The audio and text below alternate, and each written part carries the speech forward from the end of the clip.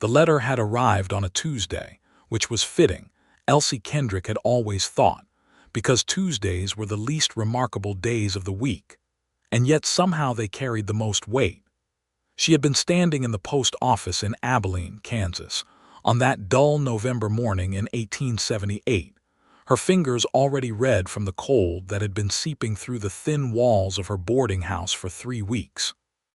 The letter was addressed in a hand she did not recognize, the ink pressed firmly into the paper as though the writer had wanted each word to mean something before it was even read. The return address read simply, Eli Keene, Harlow Creek, Wyoming Territory. Elsie had stood there for a long moment, the postmaster watching her with the mild curiosity of a man who had nothing better to do, and she had opened the letter right there at the counter without waiting to find a chair. It had not been a flowery letter. It had not been the kind of letter she might have hoped for, the kind with phrases about golden hair and tender hearts and destinies entwined. Eli Keene had written to her with plain directness, the way a man who had spent most of his life outdoors writes when he is not entirely sure words can carry the thing he is trying to say. He had a ranch in Wyoming. It was a good ranch, he said, though he allowed that good was a word a man used when a thing had promise but had not yet entirely fulfilled it. He had 300 head of cattle and a house with 2 rooms that he was in the process of making into 3. He was 31 years old, which he mentioned without apology. He had read her notice in the Prairie Settlers Gazette, the one her neighbor Mrs. Holt had talked her into placing after Elsie's mother died, and left her with nothing but a rented room and a determination not to become invisible. He said he liked the way she had written it. He said it sounded honest. He asked if she would consider corresponding and if she liked what she learned, perhaps making the journey north to Wyoming before spring, because he was hoping to not spend another winter entirely alone. That was all. He had not promised love. He had not promised ease. He had promised honesty, and that, Elsie thought, was rarer than gold in any territory. She had written back immediately. She had written back 4 times over the following 3 weeks, each letter longer than the last, and each of his responses had come back shorter but somehow denser, packed with observations about the land and his horses, and one line near the end about how he was sleeping better since her letters arrived, which she had read 6 times and tucked under her pillow. In her last letter to him, she had written, "I believe I would like to come north. I believe I would like to meet you in person before I let myself think too much further." His response had been immediate by post standards, just 10 days, and it had contained only one substantial paragraph. "Come. The house will be ready. The winter will be hard on the trail, but I will leave word at every way station between Cheyenne and Harlow Creek. If you tell me your route, I will make sure there is someone watching for you." She had planned to take the train to Cheyenne and then hire a coach north. That was the sensible plan. That was the plan she had described in her final letter before she packed her 2 bags and paid her last week's rent and said goodbye to Mrs. Holt, who cried into her handkerchief and pressed a jar of apple preserves into Elsie's hands as though preserves were the proper currency for courage. The train to Cheyenne had run late out of Abilene by 6 hours, and when it finally pulled into the Cheyenne depot, it was spitting snow, and the coach station was closed for the season. The man at the depot had told her with the flat sympathy of someone who delivered bad news regularly that the stage line through the northern pass had suspended service 3 weeks prior due to early and severe snowfall across the Wyoming Territory. He had told her she would need to wait until spring thaw, perhaps March, perhaps April, depending on the mountains. Elsie Kendrick had stood in the Cheyenne depot with her 2 bags at her feet and the apple preserves tucked under her arm, and she had thought about going back to Abilene. She had thought about it for approximately 45 seconds. Then she had walked out of the depot and down the main street of Cheyenne until she found a livery stable, where a man with a graying beard and the kind of face that had seen everything twice was brushing down a sorrel mare. "I need to get to Harlow Creek," she said. The man had looked at her, the the way men in livery stables always looked at women standing alone with travel bags.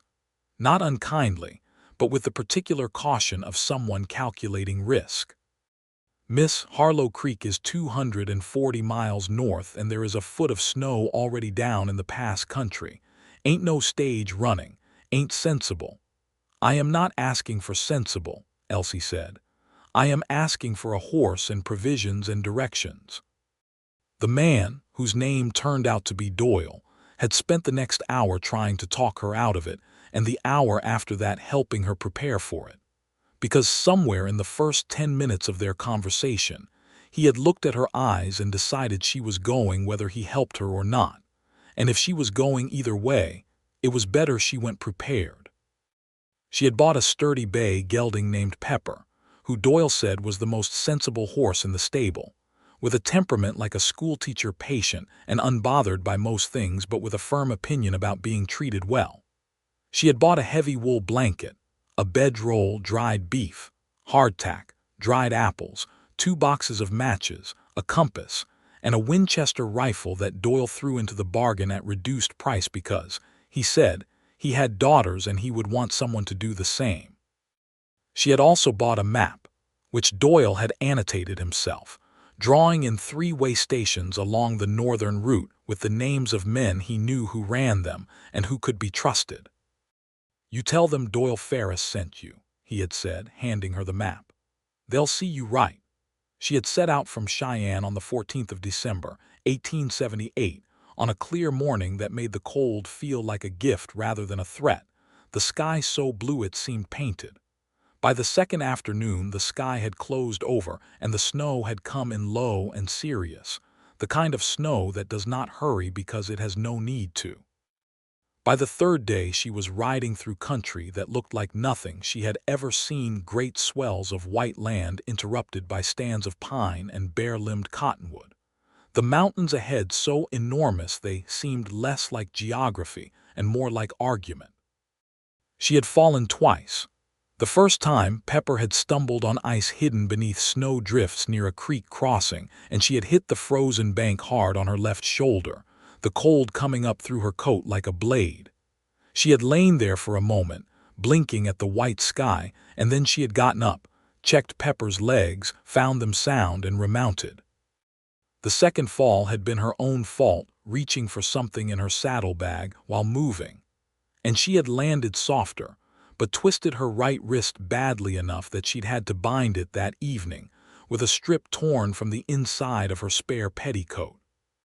The first way station, 40 miles north of Cheyenne, was run by a man named Carter and his Arapaho wife, whose name was Morning Flower and who had looked at Elsie's wrist without being asked, rewrapped it properly, fed her hot venison stew, and let her sleep by the fire without charging her anything extra. Carter had said Doyle Ferris's name was good for a meal anywhere in the territory, and had given her 2 additional blankets and a small tin of rendered bear fat for the cold sores she was already developing at the corners of her mouth. The second way station was harder to find because the snow had come in heavy the day before, and the track she was following had mostly disappeared. She spent 6 hours riding in what she hoped was the right direction, using the compass and the memory of Doyle's map, speaking quietly to Pepper the whole time, not because the horse needed conversation, but because she found it steadied her own breathing. The way station had finally appeared out of the gray afternoon like a hallucination, a low log building, with yellow light leaking around the shutters and smoke pulling straight up from the chimney into still air. The man there was named Granger, and he was alone, and he looked at her with unconcealed astonishment, which she thought was reasonable given that she had ridden up out of a snowstorm in December looking like something the frontier had chewed on and not quite finished. He had not known Doyle Ferris, but he had taken her in anyway, because even in the harshest territories, there were still people who operated on the basic human principle that you did not leave a woman alone in the cold. She had slept 12 hours at Granger's way station and woken feeling almost human. He had told her the road north was clearer for the next 40 miles, that the pass she needed was passable if she went early and did not stop, and that there was a town called Ridley's Fork where she could resupply before the final 50 miles to Harlow Creek. "You know this man you're riding to?" Granger had asked over coffee the next morning, not prying, just the way people in isolated places asked questions, as though information were a form of warmth. "Not yet," Elsie had said. He had considered that. "But you trust him." She had wrapped both hands around the coffee cup and looked at the fire for a moment. "I trust what I know of him," she said, "which is not nothing." She had reached Ridley's Fork on the 18th of December, 4 days out of Cheyenne, half frozen and aching in her shoulder and wrist, and in every other part of her body that had spent 4 days in a saddle in winter.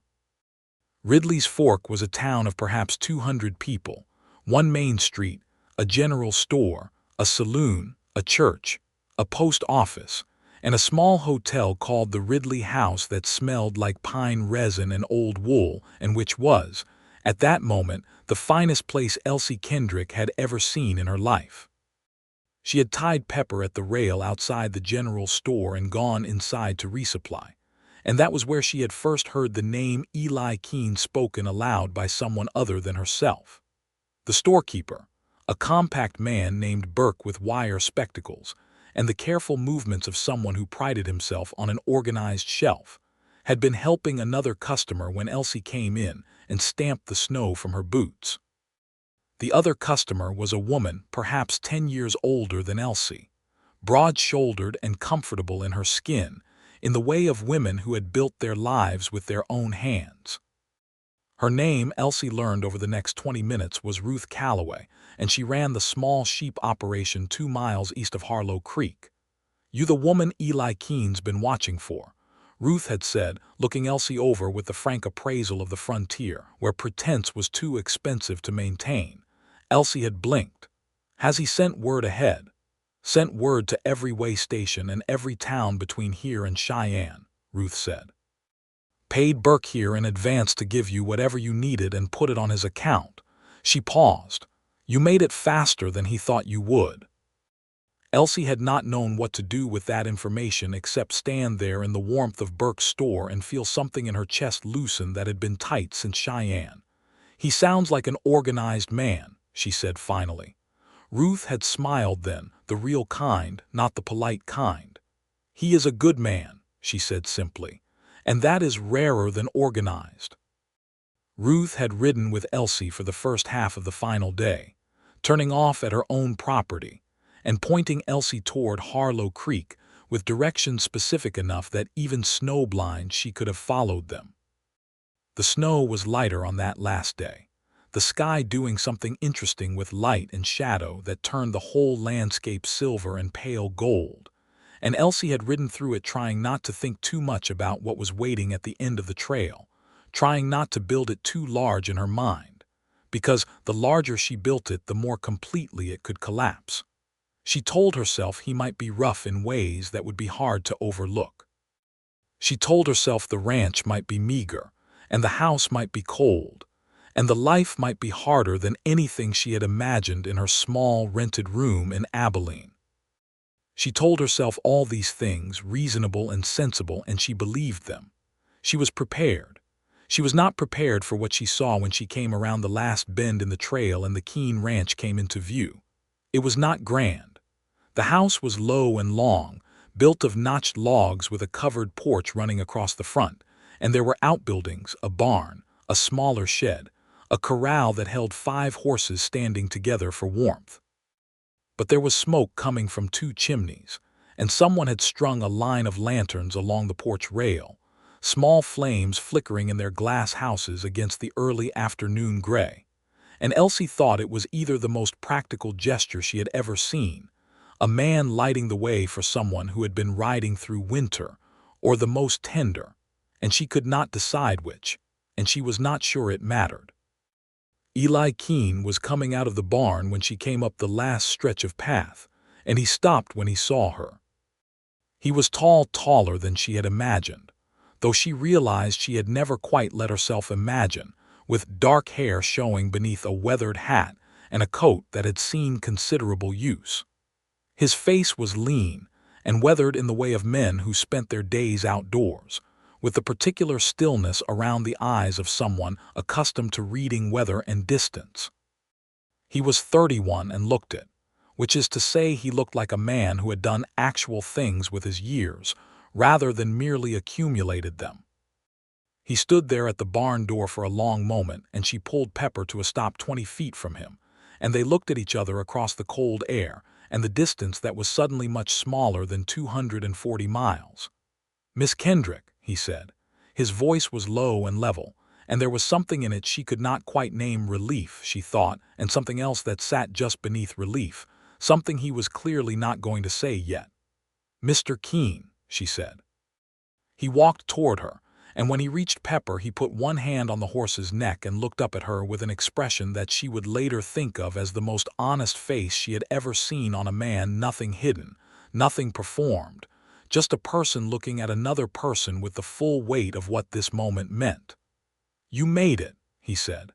"I did," she agreed. He held Pepper steady while she dismounted, and when she stepped down her legs nearly gave out from the days of cold and riding, and his hand came to her arm quickly, steady without being presumptuous, and he held her until she found her footing. "Come inside," he said. "There is food and a fire. Your horse will be seen to." He paused. "Are you hurt?" "My wrist is wrapped," she said, "and my shoulder, nothing broken." He looked at her for a moment longer. "You rode 240 miles in winter," he said, and it was not quite a statement and not quite a question. It was something in between, the kind of thing a person says when they are still computing the reality of another person. "You left lanterns out," she said. Something shifted in his face, small but visible. "I did not know when you would arrive. I have had them going since yesterday." She did not say anything to that. She walked with him to the house, and she thought that there were things that needed saying between them, many things, and that they would say them, but not all at once, not before she had sat by a fire and eaten something warm, and he seemed to understand that too, because he did not fill the silence with anything except the creak of the porch boards underfoot and the sound of the door opening into warmth. The inside of the house was cleaner than she had expected, which she realized was an uncharitable expectation, and felt a flicker of shame about it. He had laid a fire big enough to heat the entire room, and there was a pot on the iron stove that smelled of beans and salt pork and bay leaf, which was a combination she associated with her mother's kitchen, and which hit her with a force she was not prepared for. She stood just inside the door for a moment, dripping melted snow onto the wooden floor, and he hung her coat on the peg by the door and said nothing about the state of it. The room was a kitchen and sitting room combined, with a square table near the window and 2 chairs by the fire and a shelf of books that she noticed immediately, could not help noticing, because the books had been a detail he had not mentioned in any of his letters, and they told her something about him that the letters had not. "You read," she said, which was not what she had meant to say but came out anyway. He glanced at the shelf. "When there is time, which is not always." "What are they?" He handed her a bowl of the beans and pulled out her chair at the table with a naturalness that was not gallantry but simply manners, the kind that came from upbringing rather than performance. "History mostly, some natural philosophy, a volume on land surveying." He paused. "One novel. My sister sent it and I have not had the heart to remove it." "What novel?" "David Copperfield." She sat down and looked at him across the table and felt something she had been very careful not to feel for the entire 10 days of correspondence and the 5 days of writing, something she had kept tamped down like a fire you are not sure you have enough fuel for. She felt the edges of hope, the specific dangerous kind, the kind that means you have begun to care about the outcome. "I like Dickens," she said. He sat across from her. "So does my sister." They ate in a silence that was not uncomfortable. It was the silence of 2 people who have said many things already through paper and ink and who are now in the process of learning how those things translate to physical space and actual voice. It was not an easy silence, but it was an honest one, and Elsie had learned by now that honest was worth more than easy. "Your sister," she said after a while. "Where is she?" "Missouri. She married a farmer 4 years ago. We write." He looked at his bowl. "She told me to place a notice in the Gazette.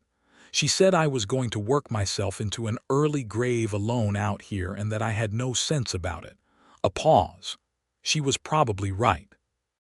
Why didn't you go back to Missouri? He looked at her then directly with that same open expression he had worn by the barn.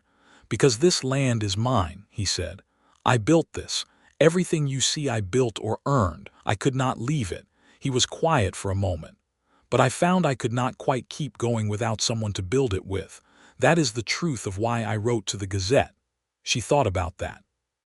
It was perhaps the most straightforward declaration of need she had ever heard from a man, which was its own remarkable thing. I appreciate the honesty, she said. I tried to be honest in the letters. You were. It was why I came. He nodded slowly as though they had just agreed on a contract, which in a way she supposed they had. Then he said, your advertisement said you were a schoolteacher. Was. The school in Abilene closed when the district consolidated. They sent the children to the next town. There was no place for me after that. Harlow Creek has no school, he said. She raised her eyes from her bowl. There are 11 children in the valley, he continued, in the tone of a man presenting a fact, not a proposal. Their families have been trying to organize a schoolhouse for 2 years but have not had a teacher to anchor it. He picked up his coffee cup. I thought you should know that. Since it was in your advertisement that teaching was important to you. She looked at him for a long moment.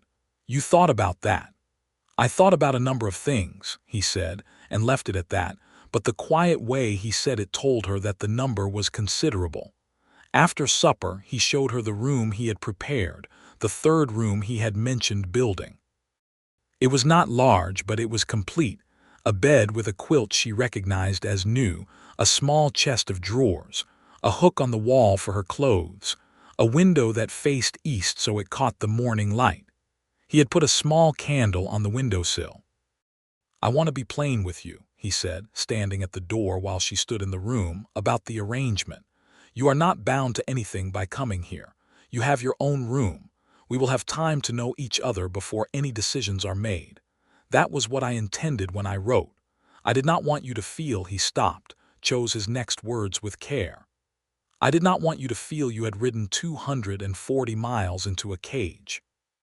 She looked at him standing in the doorway, this man she had crossed half a frozen territory to find, and she thought that he was exactly what she had not dared to hope for, which is different from what she had hoped for in a way that is difficult to articulate but which she understood completely. She had hoped for someone tolerable, someone capable, someone who would be honest with her and not cruel. He was all of those things and he was more, and the more was the part she had not let herself put into words. Thank you, she said, for the room, and for the lanterns. He nodded once, said good night, and pulled the door closed behind him without lingering, and she stood alone in the small warm room and pressed her palms flat against her thighs and breathed, and thought that she needed to be very careful with this feeling she was carrying.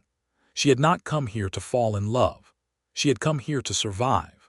Those two things, she was beginning to understand, might turn out to be the same.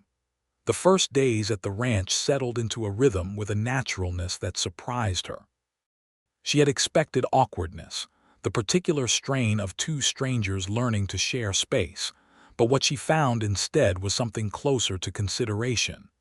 Each of them moving around the other with an attentiveness that looked like courtesy, but was, in fact, something more deliberate.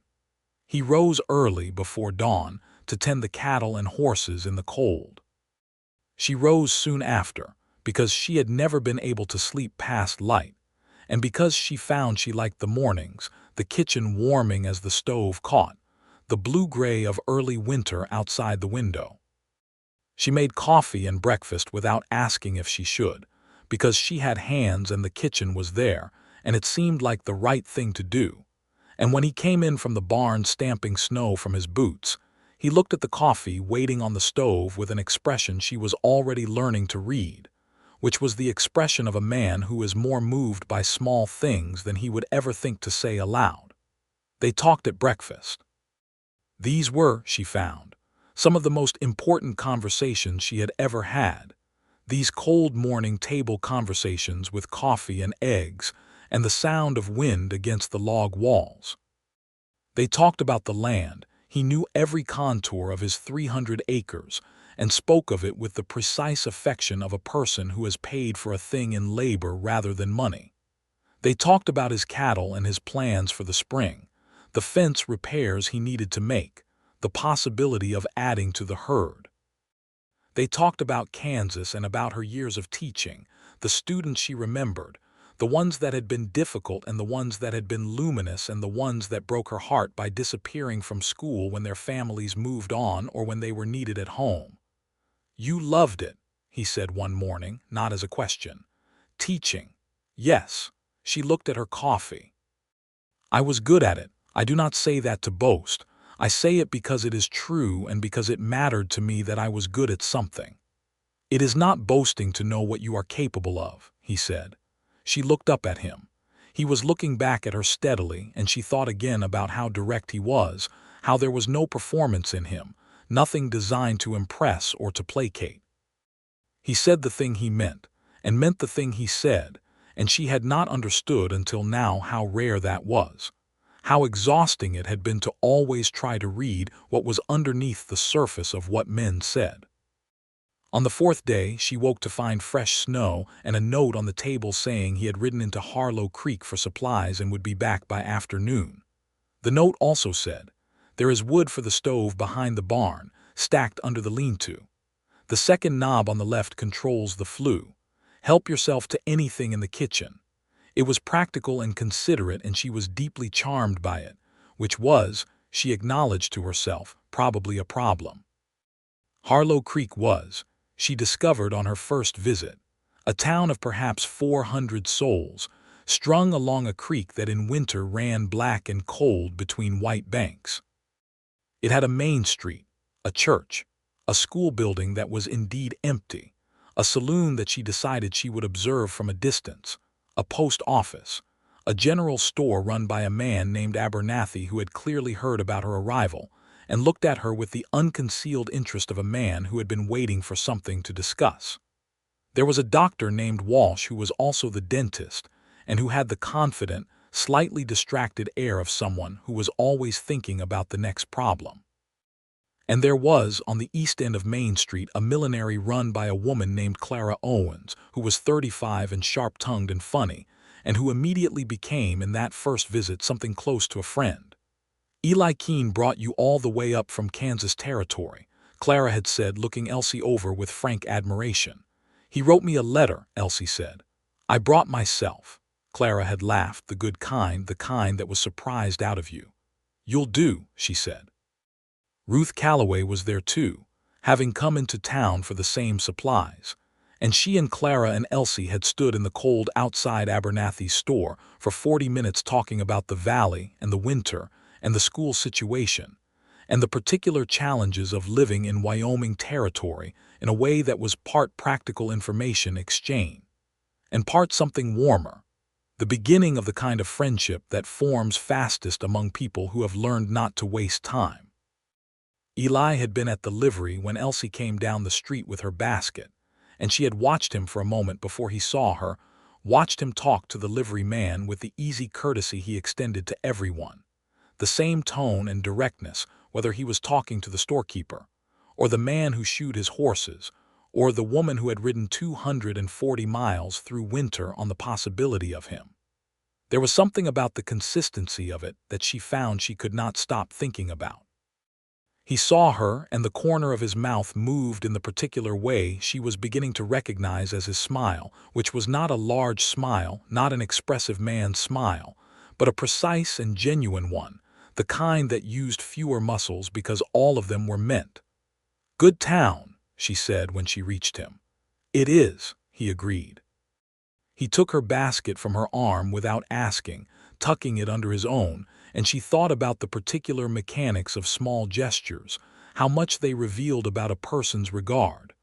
"I spoke with Ruth about the school," she said. He glanced at her. "And she says the Valley families have been trying to collect funds. The building is already there. City Council approved it last year. They just need a teacher who is willing to stay." A pause. "Are you considering it?" She looked down the street at the empty schoolhouse. "I think I am past considering," she said. I think I have already decided." He was quiet beside her for a moment. Then he said, "I am glad." It was not a declaration. It was not the thing she was beginning to want him to say, not quite. But it was real, and she was learning to value real above almost everything. They came together slowly, the way good things in cold climates come together, with patience and deliberateness like ice thawing in March, first at the edges, then further, then the whole surface beginning to move. It happened in increments, small exchanges that each meant more than their face value. It happened when he pulled a book from the shelf on a cold evening and handed it to her without a word, and she looked at the spine and found it was not the natural philosophy or the history but the Dickens, and she looked up at him and he said only, "My sister would want someone to read it," and returned to his chair by the fire with his own book. It happened at Christmas, which arrived the week after Elsie, a fact she had barely registered in the press of travel and arrival.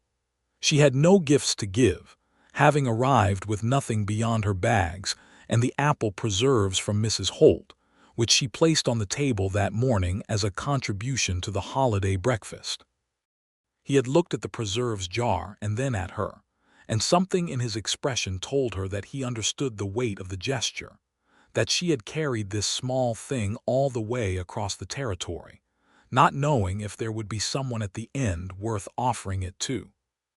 He had given her a length of blue wool, dark as winter sky, which she had not expected and which made her breathe in sharply. "For a proper coat," he said. "The one you came in is not going to see another winter." She had held the wool in her lap and thought about the fact that he had purchased it before she arrived, which meant he had been thinking about her continued presence here in winter before she had even ridden through the gate. She had thought about saying that aloud and decided against it, because some things were better let be. On Christmas afternoon they walked out to the far field together, no particular reason, just the way people in remote places walk together because the land is there, and the day is still, and because sometimes walking is the easiest way to be in the same place without the pressure of a room.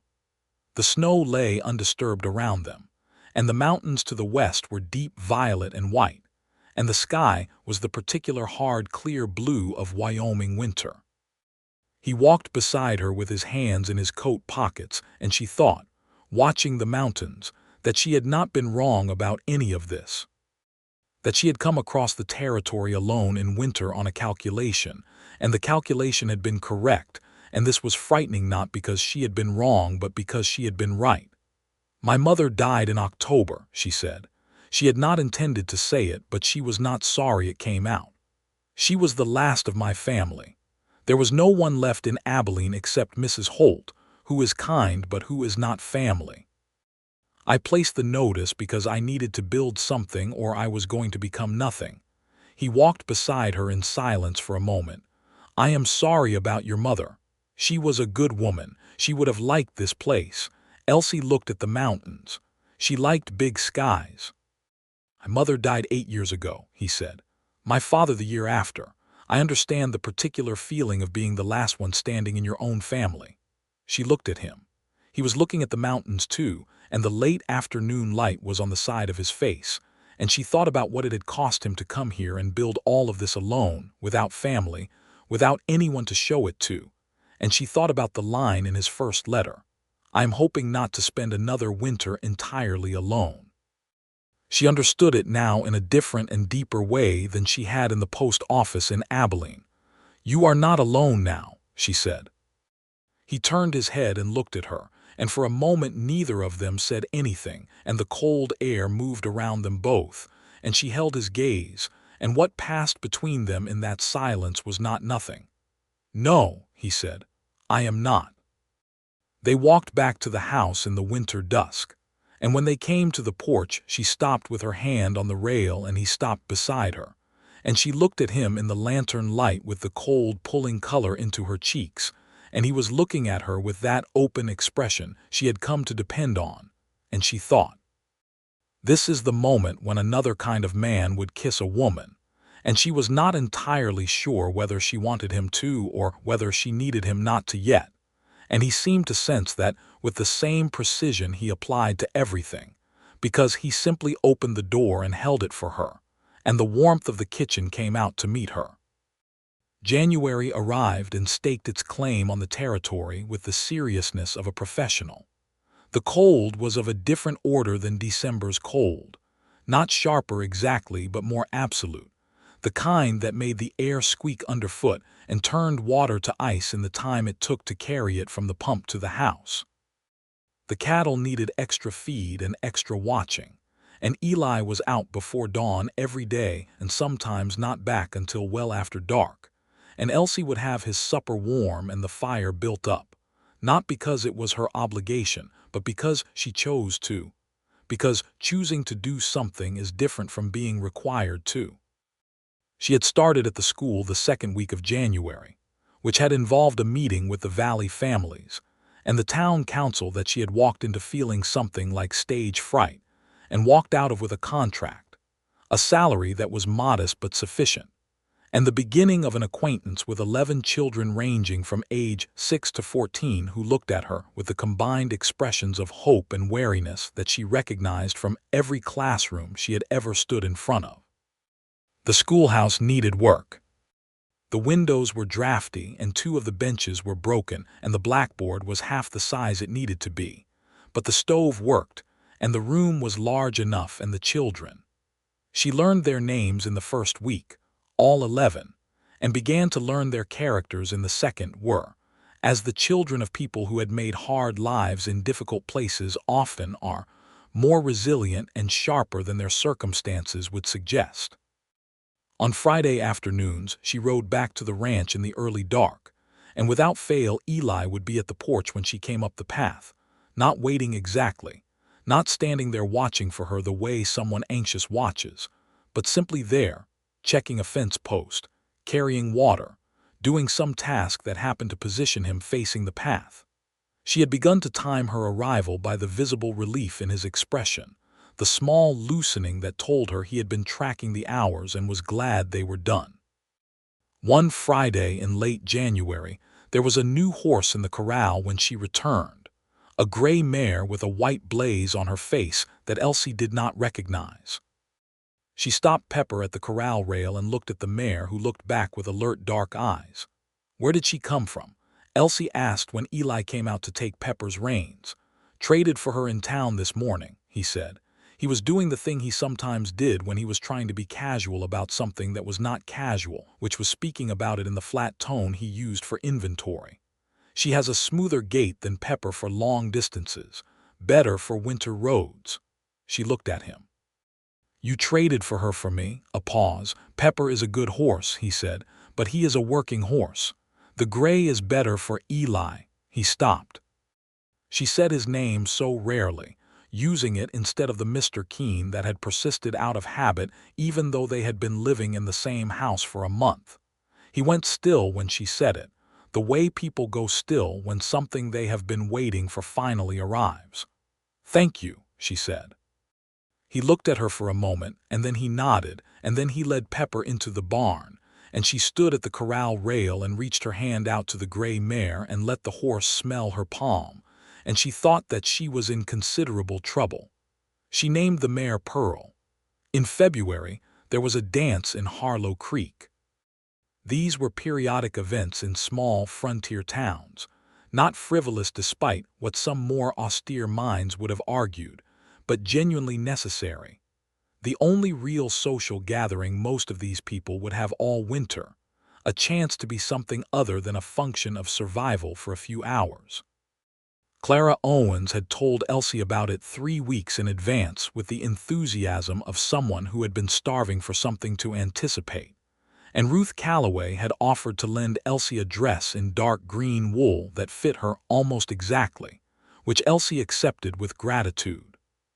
She had been in the kitchen the morning of the dance, braiding her hair at the small mirror she'd hung on the wall near the window, when she heard Eli's boots on the porch and then the door, and she turned and found him looking at her with an expression she had not quite seen before, unguarded in a way that was new, something urgent beneath the habitual steadiness. He recovered quickly.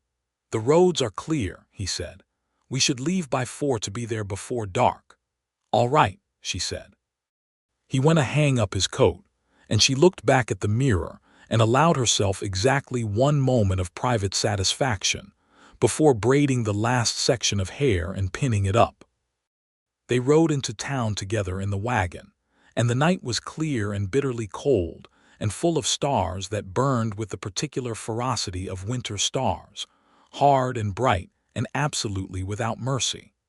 She sat beside him on the wagon bench with the blanket across both their laps because the cold was serious business, and their shoulders were touching in the narrow space, and neither of them moved away. The dance was held in the large room of the town hall, which had been cleared of its usual furniture, and whose walls were strung with pine boughs and paper lanterns. There was a fiddle player and an accordion player, and a man who played a battered piano with the conviction of someone who had been waiting months for this precise opportunity. The room was warm from the fire and the bodies and the exertion of dancing, and it smelled like pine and candle wax and wool, and the specific human warmth of people who are glad to be in a room together. Clara found Elsie immediately and pulled her into introductions she had not had time to complete in her weeks in town, and Elsie found herself talking to the Dr. Walsh and his wife, and the town councilman whose name was Fletcher, and a rancher from the northern side of the valley who shook her hand with the serious gravity of someone who had heard good things about her school and wanted her to know he approved, and a young woman named Josephine who was 17 and pretty, and who looked at Elsie with the particular hunger of someone who had not had access to formal education and knew it. Through all of it she was aware of Eli at the edges of the room, talking to men she recognized as neighboring ranchers, and she was aware without tracking it deliberately of the specific radius at which she always knew where he was, the way you are aware of a fire's heat from across a room.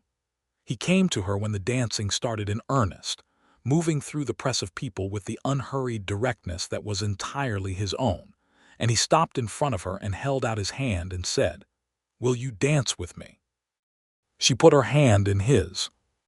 They were not alone on the floor, were in fact surrounded by a dozen other couples, and the fiddle was playing something fast and bright, but she was aware of very little besides the way he moved, not gracefully, not in the way of a man who has spent time in ballrooms, but competently and without self-consciousness, which was somehow better.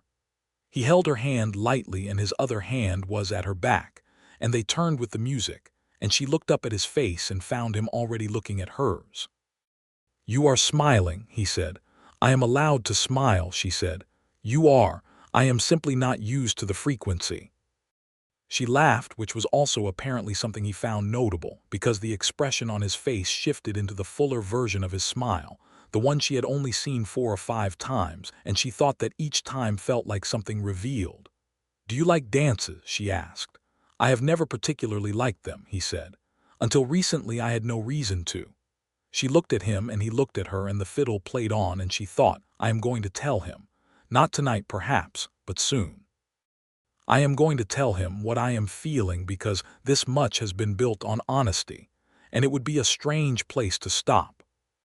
They danced twice more before the evening ended, and on the way home in the cold dark wagon she fell asleep against his shoulder.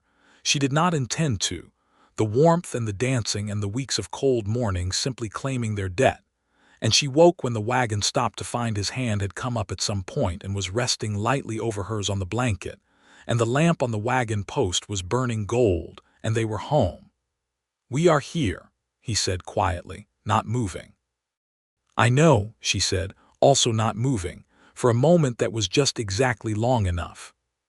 Then she sat up and gathered herself and climbed down from the wagon, and he walked her to the porch, and at the door he paused in the way he sometimes did, the considering pause that she knew preceded the things he chose most carefully. "Elsie," he said, and her name in his mouth felt different from every other time anyone had ever said it. She waited. "I am glad you came," he said. "I want you to know that plainly. Whatever happens, I am glad you came." She looked up at him in the lamplight on the porch, in the cold Wyoming night with the stars overhead, and she thought about the post office in Abilene and the livery stable in Cheyenne and the ice on the creek and the snow in the pass and the gray sky at Granger's way station and the lanterns along the porch rail and the blue wool and the gray mare, and she said, "Eli, I'm not here because I had nowhere else to go. I want you to know that plainly too. I came because of what you wrote to me, because of what you are." He was looking at her very carefully. "I came 240 miles through winter," she said, "and I would do it again." The silence between them held for a long breath, and then he stepped forward and closed the distance between them on the porch. And he kissed her, not impulsively, but deliberately, the way everything with him was deliberate, his hand coming to her face with the same precision and care he brought to every other thing. And she kissed him back with everything she had been carrying since Abilene, which turned out to be considerable. When they stepped apart, the cold air was around them again, and his hand was still at her jaw, and she was breathing as though she had done something physical, which in a way she supposed she had. "I have been wanting to do that since you came in from the snow," he said. "Since the first day. Since the first day." She pressed her face briefly against his chest, which was not something she had planned but which felt like the most natural thing she had ever done, and his arms came around her in the cold dark, and they stood there on the porch of his house in Wyoming in February 1879, the lanterns going, the horses quiet in the barn, the stars overhead with their cold winter fire. "Come inside," she said finally. "It is freezing." He laughed, really laughed, the full kind, which she had not yet heard and which remade his entire face into something younger and brighter, and he opened the door, and they went in out of the cold together. March arrived and the world began its slow turning back toward warmth, though slowly, with the reluctance of a country that did not give up winter easily. The snow in the mountains was still deep, but the valley snow had begun to loosen at the edges, and the creek ran higher and darker, and there were days when the sun came out with genuine warmth in it, and Elsie would stand on the porch and turn her face up to it the way plants turn toward light, something she was not entirely conscious of, but which Eli watched with an expression that Ruth Calloway, who was sharp about these things, described as a man who has found the exact thing he did not know he was looking for. They had begun to speak about the future with the quiet confidence of people who have decided on each other, without entirely saying so yet. He had asked her opinion on a fence repair plan that would have been irrelevant if she were leaving in spring. She had bought seeds from Abernathy for a kitchen garden, with no thought of who would eat the results. These were not conversations, exactly. They were the language of people building something together who have not yet formalized what that is, but who have both independently decided that it is real. In the first week of March there was trouble at the ranch, not the violent kind, not the kind that ends with gunfire, but the kind that is, in its way, just as serious. A section of the north fence had come down under the weight of a January snowfall and had not been discovered until the thaw revealed it, and 30 of his cattle had drifted through and gone north into the high country, where the grazing was poor and the weather still unpredictable.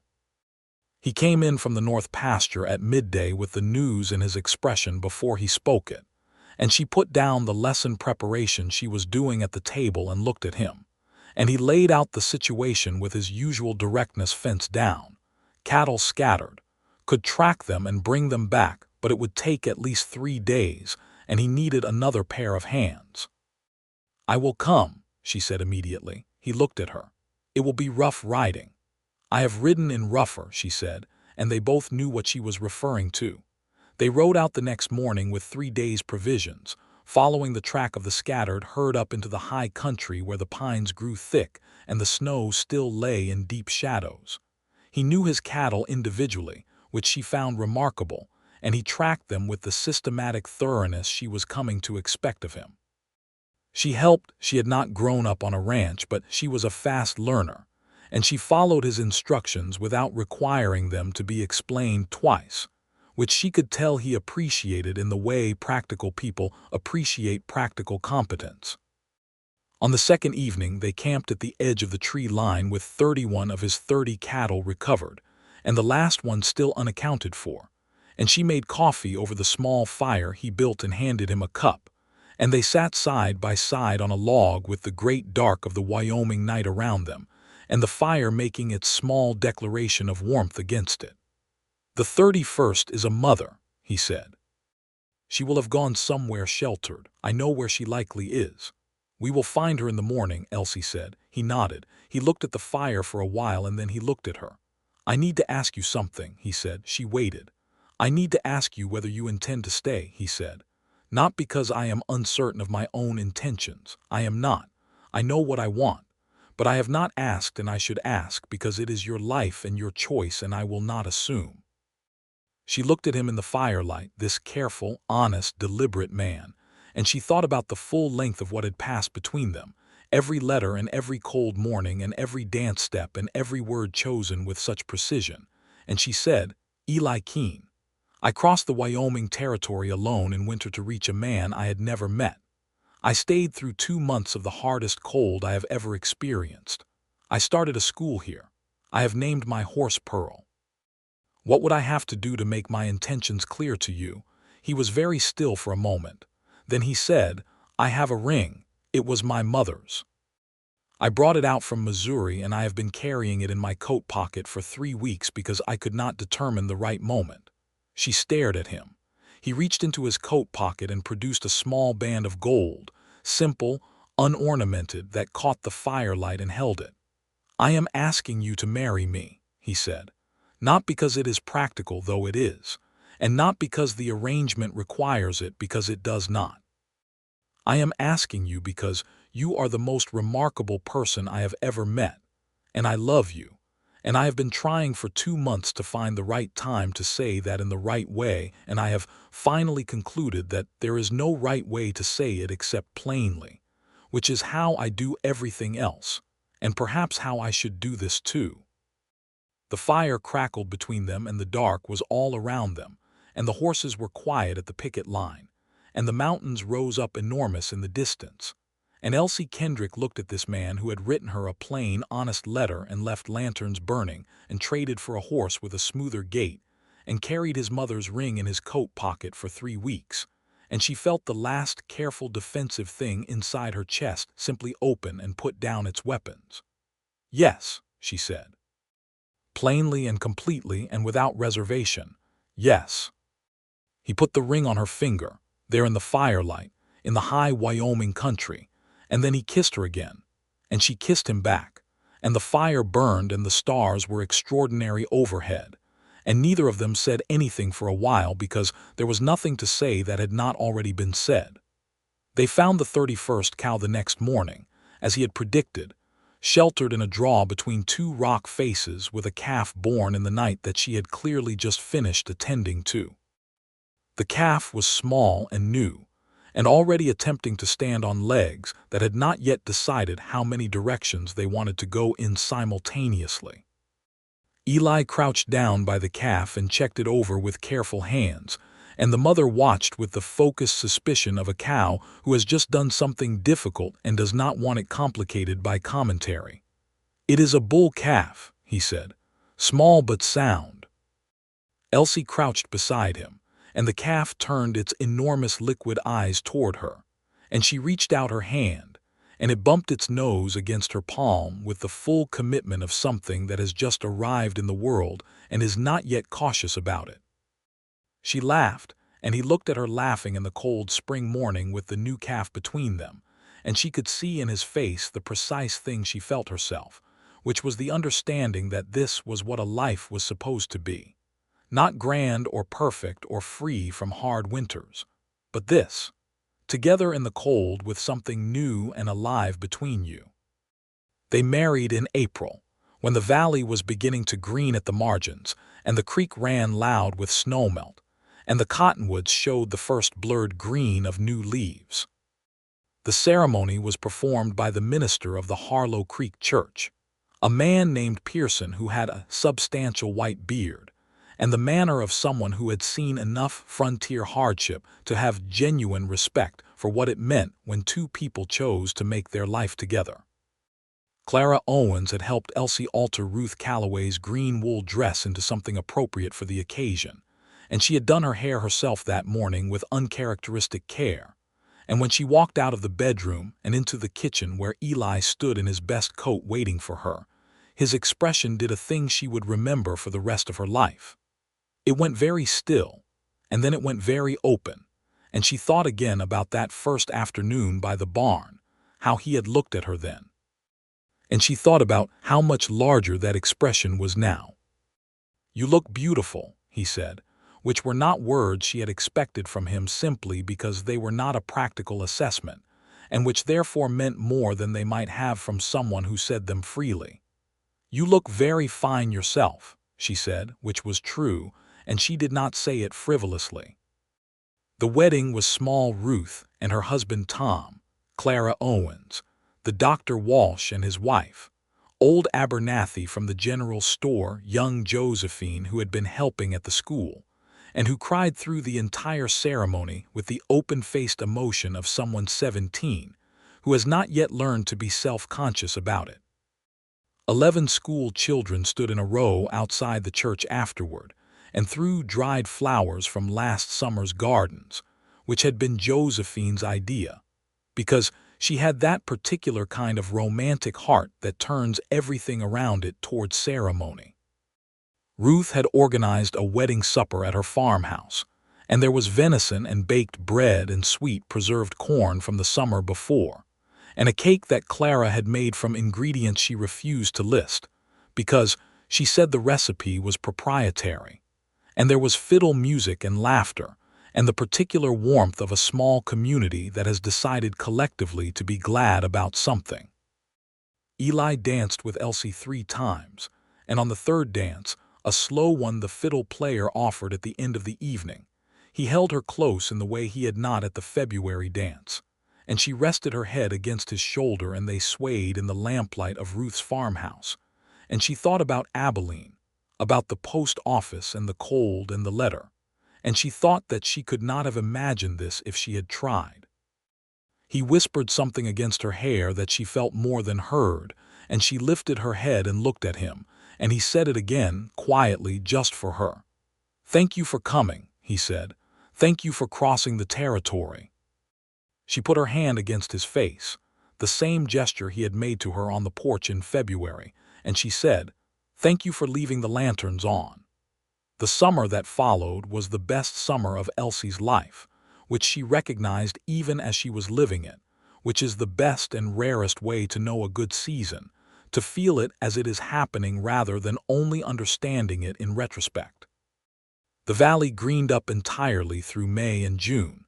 The mountains lost their snow from the lower elevations and went brilliant green and gray above the tree line, and the creek gentled from its spring violence into something clear and quick and full of trout that Eli would sometimes bring home in the evenings, and she would fry in the cast iron pan with salt and dried herbs. The school was going well.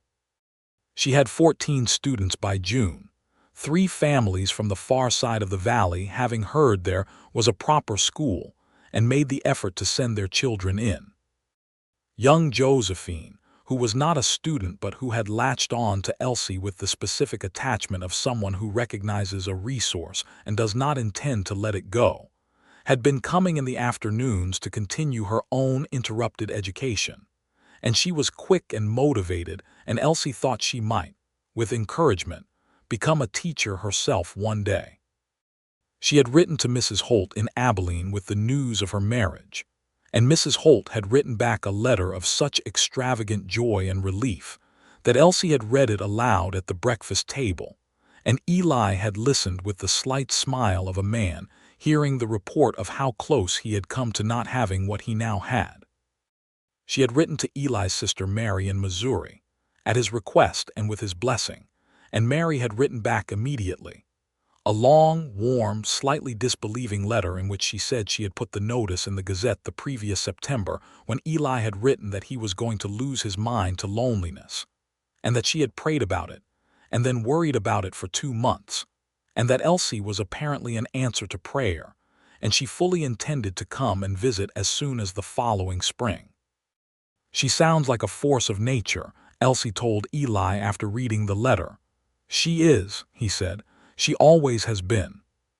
She told me what to write in my first letter to you, actually.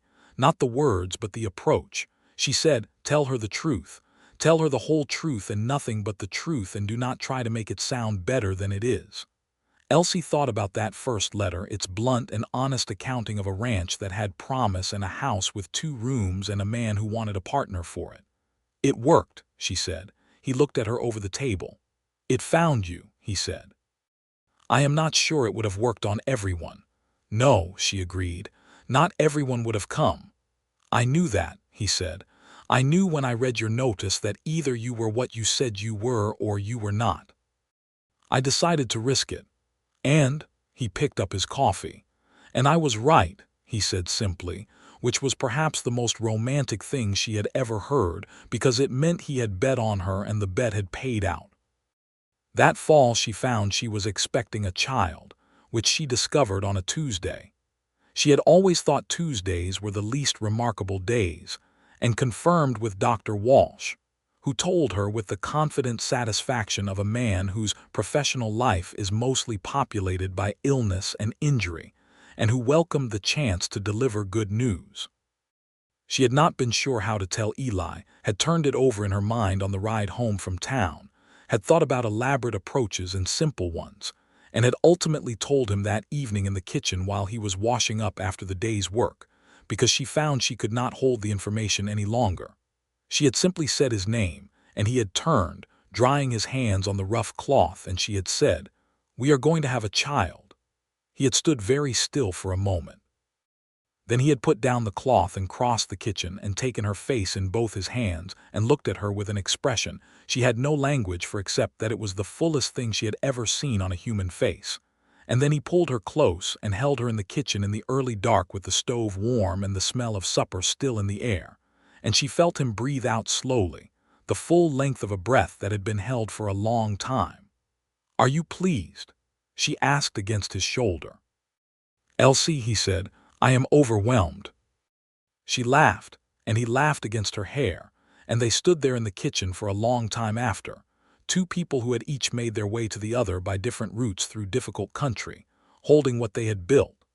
Mary Keene arrived the following April as promised, on the early spring thaw, taking the train to Cheyenne and the stage to Harlow Creek, the stage being operational again, a fact Elsie noted with the rueful humor of someone who had made the same journey on horseback in a blizzard.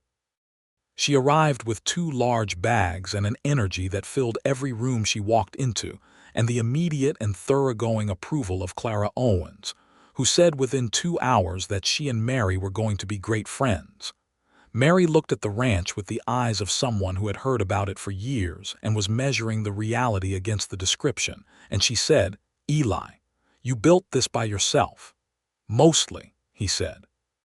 "And you," Mary said, turning to Elsie with the warm, direct manner that was a family characteristic, "you crossed the territory alone in winter." "I had a very good horse," Elsie said. Mary looked at her for a long moment, and then she said, "Good, you will do." Which was exactly what Clara had said, and which Elsie thought was perhaps the most Wyoming territory compliment there was. Elsie was 8 months with child when Mary arrived, and large and somewhat uncomfortable in the April warmth, and Mary took charge of the house with cheerful efficiency that Elsie was too tired and too grateful to resist, freeing her from the heavier tasks and spending the evenings in long conversation that ranged from childhood stories about Eli, which were worth their weight in gold as far as Elsie was concerned, to Mary's life in Missouri and her children and her husband, and the particular challenges of building a life somewhere new, which was a subject all 3 of them understood intimately.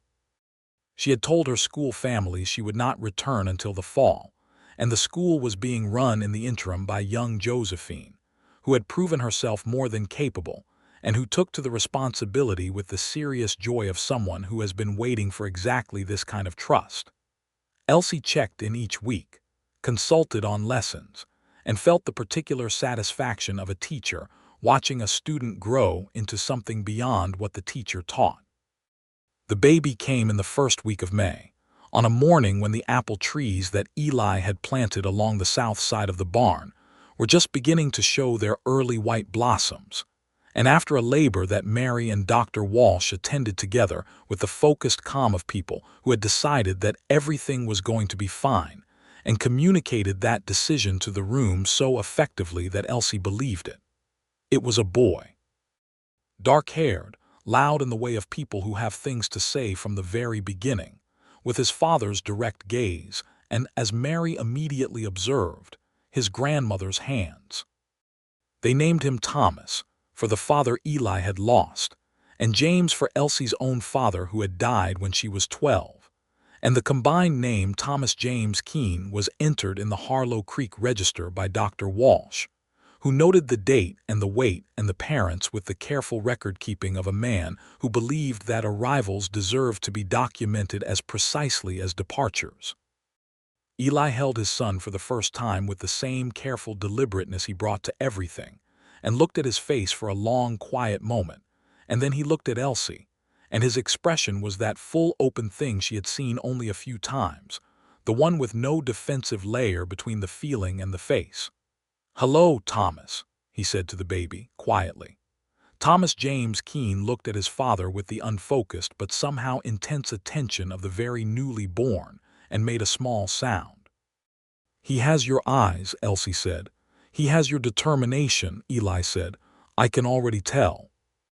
She laughed, and he came and sat on the edge of the bed beside her, the baby between them, and Mary stood at the window looking at the apple blossoms, and allowing them this moment with the grace of someone who understands the particular holiness of certain configurations of people.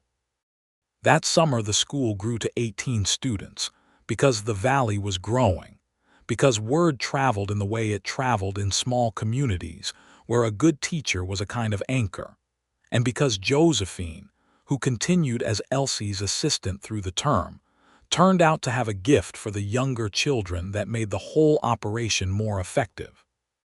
Elsie had begun, quietly, to correspond with the Territorial Education Board about establishing Harlow Creek as a formal school district with a permanent charter, and the correspondence was going well.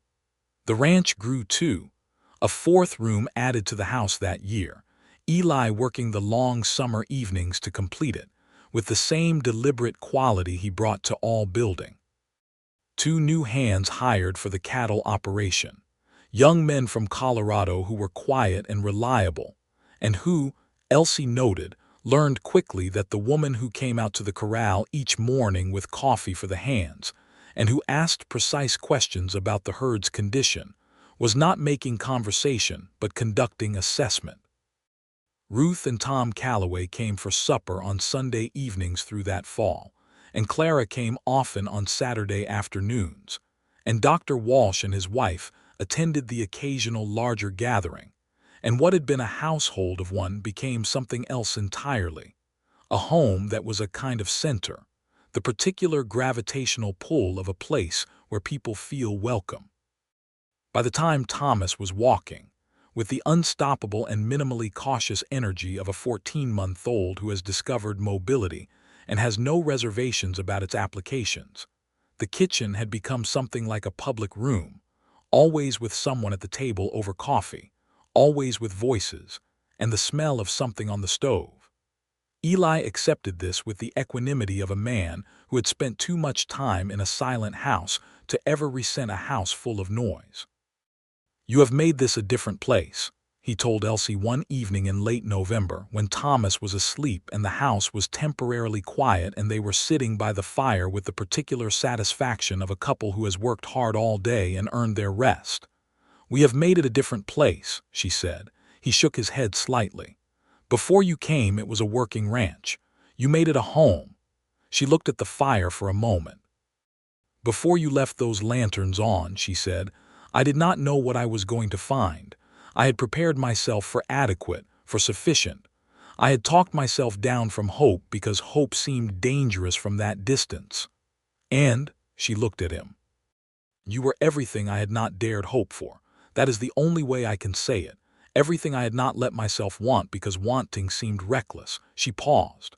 I came 240 miles through winter on practicality, and you gave me something that had nothing to do with practicality." He reached across and took her hand, the simple, direct gesture of a man who communicates best through what he does rather than what he says. "You did the same for me," he said. "More so, I think. I knew what I needed. You showed up being more than that." They sat by the fire in the quiet November house with Thomas asleep down the hall and the wind moving around the eaves, and the horses settled in the barn and the lanterns burning along the porch rail. He had never taken them down, she had noticed.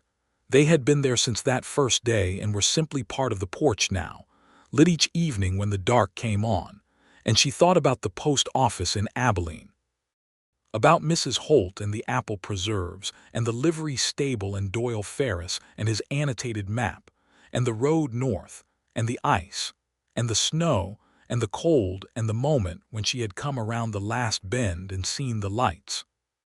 She thought about what courage actually was, which was not the absence of fear but the decision that the thing on the other side was worth the fear. She had been afraid every day of that journey. Afraid in Cheyenne, and afraid in the pass, and afraid at Granger's Way Station, and afraid for the whole last 50 miles. Afraid when she had come through the gate and seen a man coming out of the barn who was tall and weathered and looking at her with those careful, honest eyes. She had been afraid, and she had come anyway. And here was the result. In the spring of 1882, Thomas James Keene was 2 years old, and had the full and unchecked personality of someone who has never been given a reason to doubt his welcome in any room he enters. He was brown from the summer and obsessed with the horses, particularly with Pearl, who had taken to the child with the pragmatic affection of a horse that has been treated well, and extends that goodwill to anything associated with its people. He said Mama and Papa with equal frequency and appropriate application, and had recently added Ruth, which came out more like Root but was clearly correct, and he had taken to following Eli around the property with the dedicated attention of a shadow, narrating to himself the events of the day in a running commentary that Eli received with patience and the suppressed smile of a man who is besotted with his child and considers this reasonable. Elsie was expecting again by that spring, which she told Eli on a morning in March, standing in the kitchen with coffee with no preamble. He looked at her. "Again, again," she confirmed. He put down his cup and crossed the kitchen and did the same thing he had done 2 years prior, hands at her face and then holding her close, and she thought about how some things did not diminish with repetition but simply became more themselves. "How are you feeling?" he asked. "Well," she said, "better than last time so far." "Good." He released her and picked up his cup again, and she could see him already recalculating the year ahead, the extra workload, the schedule, because he was a man who prepared, who planned, who believed that love was not just a feeling but a practice and a set of decisions made every day in advance of needing them. "I should tell Josephine," Elsie said. "She will need to take more of the school in the fall." "She is ready," Eli said. "She is," Elsie agreed. "She is better than ready. She has been ready for a year." The baby was born in October, a girl this time, small and dark-eyed and fierce in the way the very small are sometimes fierce, as though they know they have a great deal of ground to cover and intend to begin immediately. They named her Clara, for the friend who had been there from the first week, who received the news with the undisguised delight of a woman who did not have children of her own, and felt the honor of having her name passed forward. Clara Owens came to see the baby 3 days after the birth and sat by the bed holding her namesake with the careful reverence of someone who is aware of the weight of the thing they're holding, and she said to Elsie, quietly so Eli across the room could not hear, "You know, when you rode in from the snow 3 years ago looking like something Doyle Ferris had sent out of spite, I thought you might last a winter if you were lucky." Elsie raised her eyebrows. "I was wrong," Clara said. "You were going to last forever." "I knew it within the hour." She looked down at the baby.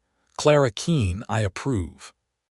Outside the window the October valley was burning red and gold, and through the glass Elsie could see Eli in the yard with Thomas up on his shoulders, the boy's hands in his father's hair, both of them looking at something in the distance that Elsie could not see from the bed, perhaps the mountains, which were dusted with early snow at the high elevations, or perhaps one of the horses loose in the far field, or perhaps just the sky, which over the Wyoming territory was the largest and most unreasonable sky Elsie had ever lived beneath, and which she had come to love with the specific affection one develops for things that are overwhelming but on your side. Thomas said something and pointed, and Eli laughed, the full laugh she had first heard on the February porch, and which still, 3 years on, made her feel the particular warmth of someone who has been trusted with something rare. Josephine became the permanent teacher of the Harlow Creek School in the spring of 1883, when Elsie formally stepped back from the daily operation to manage her 2 children, and the growing household, and the occasional long-form consultation that Josephine would bring to her on Saturday afternoons, with the organized thoroughness of someone who had learned from a good teacher how to learn. The Territorial Education Board sent a letter approving the formal charter that same month, and the school became official, a real district school with a real charter and a real budget, which Elsie received as the kind of thing you could not have told yourself to hope for 3 years ago without the hope feeling absurd. The ranch had expanded to 400 head of cattle by then, with 2 full-time hands and seasonal workers for the roundup, and Eli had built a second corral and added to the barn. And the house had grown to 5 rooms with a proper kitchen addition and a covered back porch where Elsie had hung a swing, and where Thomas spent every fair-weather morning conducting experiments in velocity that were probably going to result in a scraped knee by the end of any given week, but that she allowed because the sound of him was the best sound she had ever heard regularly. Mary came back that summer, this time with her husband and her own 3 children, and the ranch was genuinely full for 6 weeks in a way that Eli bore with grace and apparent contentment, and which Elsie orchestrated with the logistics of someone who has managed 14 school children at once, and does not find 6 adults and 5 children particularly challenging. The cousins tore around the property with the energy of children who have been cooped up in different territories and are making up for it, and Mary and Elsie spent the long summer evenings on the back porch after the children were in bed, and talked with the deep satisfaction of 2 women who have found in each other the sister that neither had expected. On the last evening before Mary's family departed, the 2 women sat on the porch in the late summer dark, and Mary said, "When I put that notice in the Gazette, I was so afraid it was the wrong thing, that he would be hurt, that someone would come who was not right for him." She was quiet for a moment. "I prayed for someone like you. I did not actually think someone like you existed. I almost did not come," Elsie said. Mary turned to look at her. "The stage was closed. The only way north was on horseback alone in winter. I stood in the Cheyenne depot and I thought about going back." "What made you go forward?" Elsie thought about it. "His letter," she said finally. "The honesty of it. I thought, if the letter is true, then the man is real, and if the man is real, it is worth crossing a territory to find out." Mary was quiet for a while. "And was it?" Elsie looked at the dark yard, at the lanterns along the porch rail, at the mountains beyond the valley catching the starlight. Through the kitchen window she could see the warm interior of the house, could see Eli's shadow moving through it, putting out the lamp on the table, checking the door, doing the ordinary evening things that she had watched him do for 3 years, and that still carried for her the particular meaning of things that have been earned. "It was worth every mile," she said. The years settled into themselves with the particular richness of a life that is full without being easy, which is, she had come to think, the best kind of life there is. The children grew, Thomas into a serious, observant boy with his father's directness and his mother's appetite for reading, Clara into the fierce, energetic small person she had been from the first day, who followed her brother with devoted competitive intensity, and who by the age of 3 had firm opinions about horses, color, and fairness that she expressed without ambiguity. There was, in the spring of 1885, A third child, another boy, born in April in the way the previous two had been born, with Mary Keene if she could make the journey, with Dr. Walsh, with the clean particular focus of people who have done this before and trust each other. They named him Doyle, for the man in the Cheyenne livery stable, who had sold a woman a good horse and a Winchester rifle and an annotated map, and told her how to find the way stations, because Elsie had never forgotten that help came in all forms and that some forms were quiet and permanent and deserved to be remembered. She had written to Doyle Ferris in Cheyenne when she arrived at the ranch, a short letter of thanks that he had received and answered with equal brevity, saying only that he was glad she made it and that the horse sounded like it had been sensibly chosen, which was his highest compliment. She wrote to him at Christmas each year with a brief account of the year, and he wrote back, and when the third baby was named for him, she sent a longer letter, and his response was longer too, and she thought about the particular geography of gratitude, how far it traveled and how long it lasted. Harlow Creek grew through those years, the way frontier towns grew when they were well-sited and had good water and were on the right side of where the cattle trade was going. The saloon became 2 saloons, which was not an improvement in all respects, but a second church was also built, and a proper hotel replaced the Ridley House, and a bank arrived, and a new dry goods store that competed with old Abernathy and which Abernathy took as the professional challenge it was and responded to with improved stock and lower prices, which benefited everyone. The school became 2 rooms with Josephine teaching the older students and a new teacher, a young man from Ohio named Garrett, handling the younger ones. There were difficulties along those years. A bad winter in 1884 that took 20 head of cattle and forced difficult decisions about the herd. A dispute with a neighboring rancher over a water claim that went to the county court and was resolved in their favor after 6 months of legal correspondence that Eli handled with the same precision and patience he brought to everything. A season of drought in 1886 that tested the whole valley and brought the ranching families together in the way that shared hardship has always brought communities together, with the particular solidarity of people who understand that the land is larger than any of them individually. Through all of it, they were what they had agreed to be on the porch in February 1879, and around the fire in March 1879, and at the church in April 1879, and in the 3,000 small daily decisions that followed partners. Not in the diminished sense in which that word was sometimes used, as though partnership were a lesser arrangement than love, but in the largest sense, in which partnership is love made practical and durable and real. He still left the lanterns on.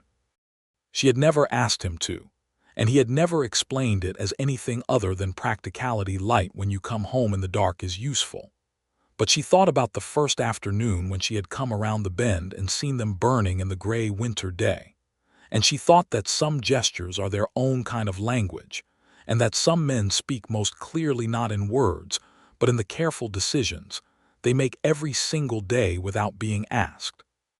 She was sitting on the back porch in the autumn of 1887 when Eli came out and sat beside her, the children's voices audible from somewhere in the yard. Thomas at 12, developing a thorough and systematic interest in livestock management that Eli was cultivating with the focused attention of a man who is both a rancher and a father, and is interested in the confluence of those roles. Clara at 6, already the loudest person on the property, and Doyle at 2 trailing anyone willing to be trailed with cheerful and absolute commitment. The mountains to the west were going purple in the last of the afternoon light, and the valley below the ranch was all gold and rust with the autumn grasses, and the creek caught the light in intermittent flashes between the cottonwoods. "I was thinking," Eli said, about the letter, the first one." He was quiet for a moment. "I wrote it 4 times, 3 versions before the one I sent." She turned to look at him. "You never told me that. Mary told me to throw the first 3 away. She said I was making it too complicated." He looked at the mountains. She was right. What did the first three say? He thought about it. The first one was too formal. The second one was trying to sound like something I was not. The third one, he paused. The third one was honest, but it was afraid. I was trying to be honest, but I was also trying to hide how much I needed it to work. He looked at her. The fourth one was honest, and I decided to let it be afraid too. I did not try to hide the hoping. She thought about that.